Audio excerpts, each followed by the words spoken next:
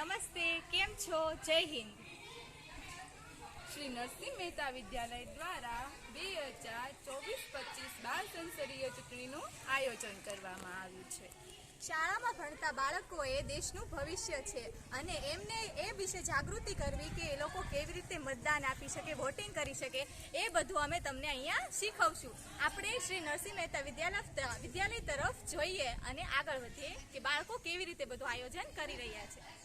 મિત્રો, આપણો દેશ એ લોકશાહી ધરાવતો દેશ છે, એટલે કે લોકો માટે લોકો દ્વારા જે સત્તા નક્કી કરવામાં આવે છે તેમાં જનતા પોતાનો કિંમતી મત આપીને કોઈ પણ વ્યક્તિ કે કોઈ પણ પક્ષના હાથમાં સત્તા આપે છે. શ્રી નરસિંહ મહેતા વિદ્યાલયમાં જણાવો. સૌપ્રથમ મિત્રો, મતકુટીરમાં જતા પહેલા આ વિડીયો જુઓ. આ છે મોક પોલ થઈ રહ્યો. મોક પોલ એટલે મત દેતા પહેલા એજન્ટને ઈવીએમ મશીન દેખાડવામાં આવે છે અને 5 મત નાખવામાં આવે છે અને પછી તે 5 મત ડિલીટ કરવામાં આવે છે અને 0 બતાવીને મતદાનની પ્રક્રિયા શરૂ થાય છે.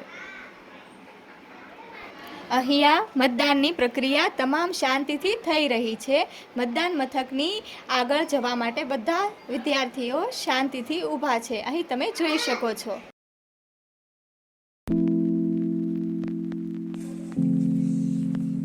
જુઓ મિત્રો, અહીંયા બહેનો તથા ભાઈઓની લાઈન અલગ અલગ કરવામાં આવેલી છે, જે એકદમ વ્યવસ્થિત અને શાંતિ જાળવીને ઊભા છે. અહીંયા બીએલઓ બેઠા છે, જે કોઈ પણ મતદારને કોઈ પણ પ્રશ્ન કે તકલીફ હોય તો તે માટેના સોલ્યુશન કાઢી આપે છે અને તેમની પાસે તેમની નામની યાદી પણ છે, જે બધી હેલ્પ માટે અહીંયા બેઠા છે. મારું નામ ગોતી આપશો? તમારું નામ શું? નંદની. નંબર 4 અને 3.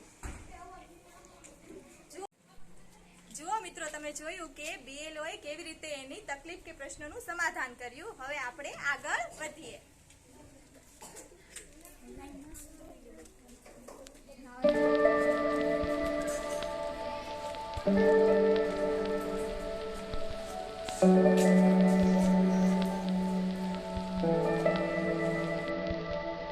ચાલો હવે આપણે મતદાન મથક તરફ આગળ વધીએ અને અંદર શું પ્રક્રિયા થાય છે તે આપણે જોઈએ અને અંદર મત દેનાર વ્યક્તિઓ કઈ રીતે મતકુટીરમાં પ્રવેશે છે અને શું એની પ્રોસેસ હોય છે એ બધું આપણે જોઈએ આગળ. મતદાન મથકની અંદર જતા પહેલા અંદર કેવી પ્રક્રિયા થાય છે અને અંદર presiding officer, polling officer, agent વગેરેના કાર્યો શું હોય છે તે અમે તમને શ્રી નરસિંહ મહેતા વિદ્યાલય દ્વારા આયોજિત બાળ સંસદીય ચૂંટણીમાં જણાવ્યું. મિત્રો, અહીં બેઠા છે ઓફિસર, જે મતદાન પાસેથી મતદાનની સ્લીપ લઈને જમા કરે છે, મતદારને આગળ વધારે છે.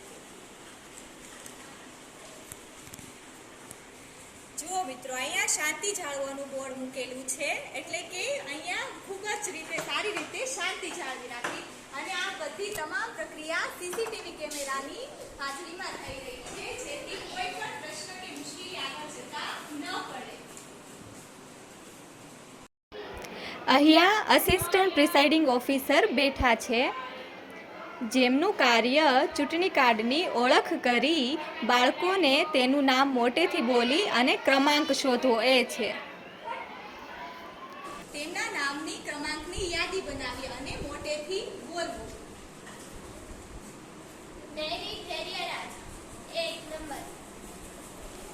મિત્રો, અહીં બેઠા છે પોલિંગ ઓફિસર, જે મતદાનની રજીસ્ટરમાં સહી લઈ રહ્યા છે અને તેમને એક મતપત્રક આપી રહ્યા છે. હવે મતદાર આગળ વધી રહ્યા છે.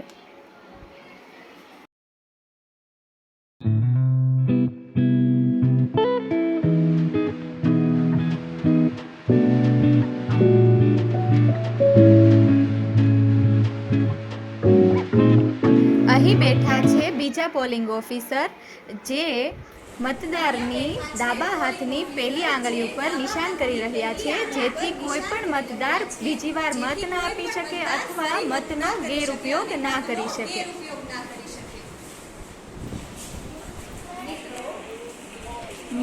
મિત્રો, મતદાર પોતાનો અમૂલ્ય મત આપવા મતકુટીર તરફ જાય છે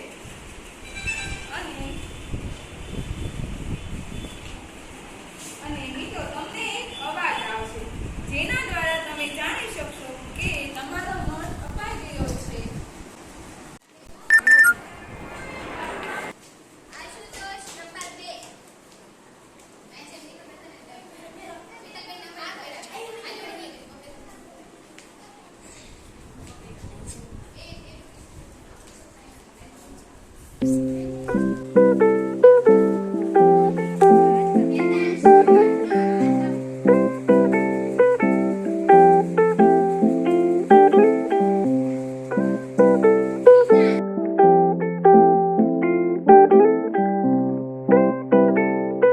હવે આ બેલેટ ઓફિસર પાસે તેમનો મત સારી રીતે અપાઈ ગયો છે તે માહિતી આવી ગઈ છે. હવે આપણે એજન્ટ તરફ જઈશું. બેઠા છે એજન્ટ જે સંસદીય કાર્ય જે છે એ સારી રીતે થઈ રહ્યું છે કે નહીં તેનું નિરીક્ષણ કરે છે.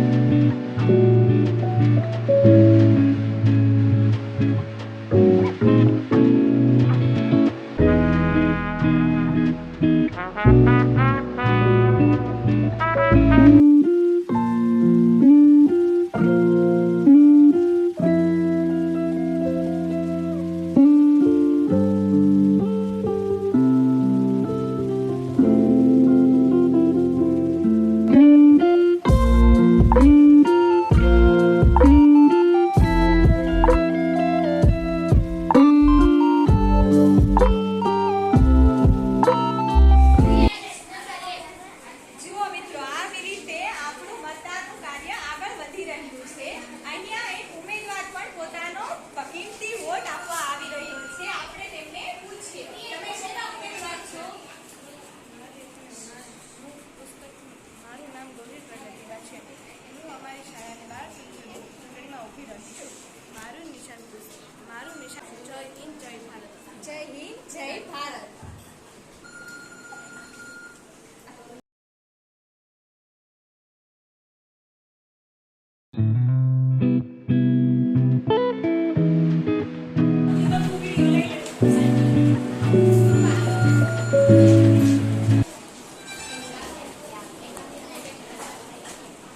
જો મિત્રો, આપ જોઈ શકો છો અહીં એક ઉમેદવાર મત દઈને પરત આવી રહ્યા છે. આપ શેના ઉમેદવાર છો?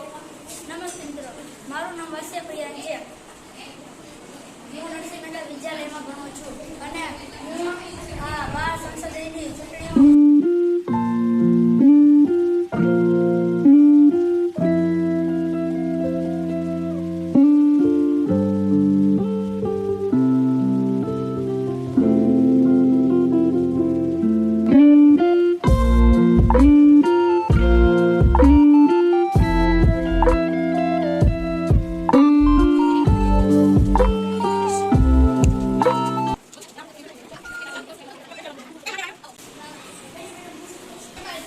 મિત્રો, તમે જોઈ શકો છો શ્રી નરસિંહ મહેતા વિદ્યાલયના પ્રિન્સિપલ મત દેવા આવી રહ્યા છે.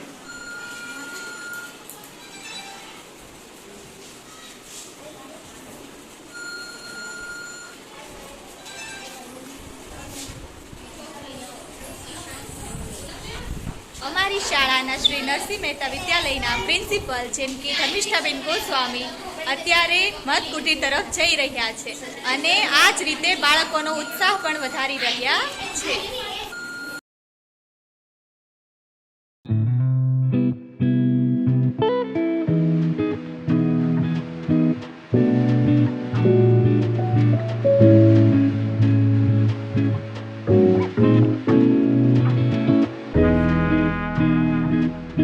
Thank you.